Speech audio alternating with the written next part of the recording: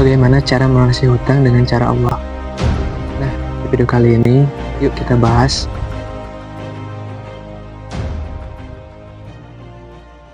Bismillahirrahmanirrahim. Assalamualaikum warahmatullahi wabarakatuh.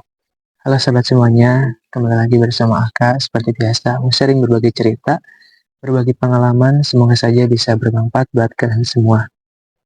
Nah, sebelum ke pembahasannya, kita baca shalawat dulu.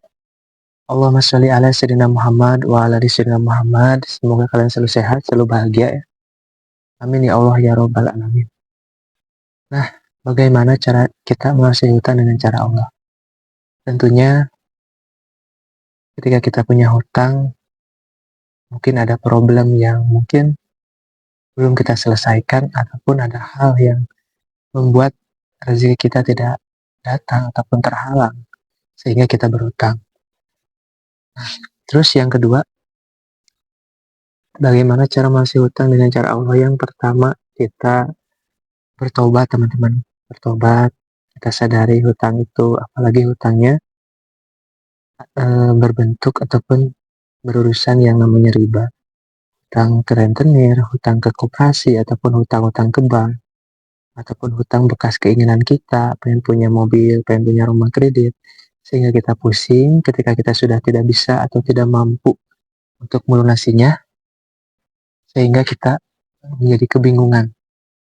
Dan ternyata kalau kita sudah terlilit hutang itu, kehidupan kita ngerasa tidak nyaman lagi, sudah tidak berkembang lagi, dan terhambatnya sebuah keinginan dan kebahagiaan itu mulai berkurang.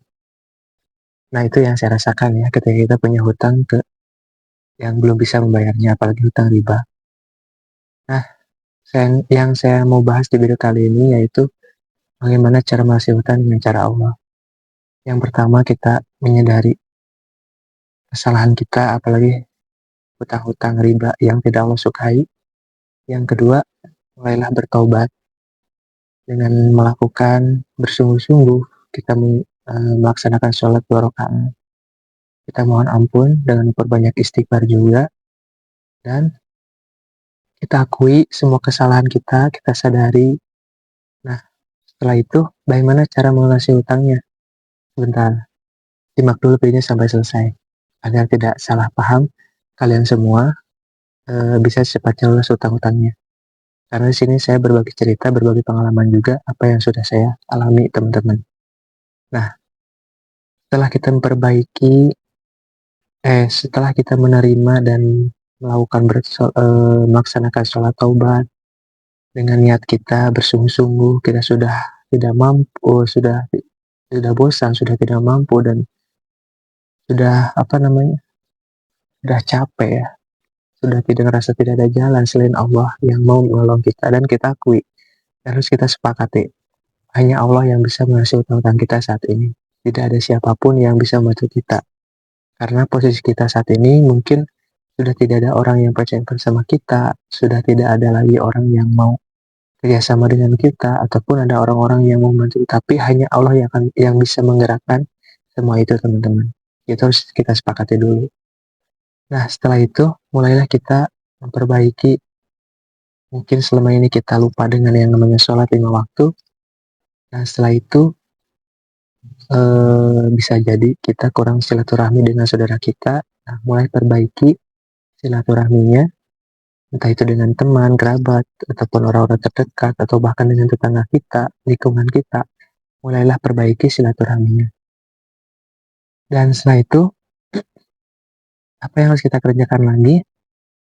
Selain kita berbanyak istighfar, mohon ampun, dan setelah melaksanakan sholat taubat juga, kita menyadari, mengakui semua kesalahan kita atas dosa-dosa yang sudah kita lakukan mungkin ya, atau karena mungkin kita pernah melakukan zina, ataupun kita pernah mengecewakan orang lain, sehingga kita jadi diberikan kesulitan, apalagi kesulitannya itu punya hutang, gak bisa lunas ataupun gak lunas-lunas gitu. Nah, setelah itu, apalagi mulailah kita berikhtiar dengan cara Allah, berikhtiar yang Allah sukai, yang Allah ridhoi. Ambillah rezeki kalian dengan cara yang halal, dan sekecil apapun niatnya. Nah, setelah itu teruslah berusaha, dan yang lebih saya utamakan itu adalah memperbanyak istighfar dan sholawat.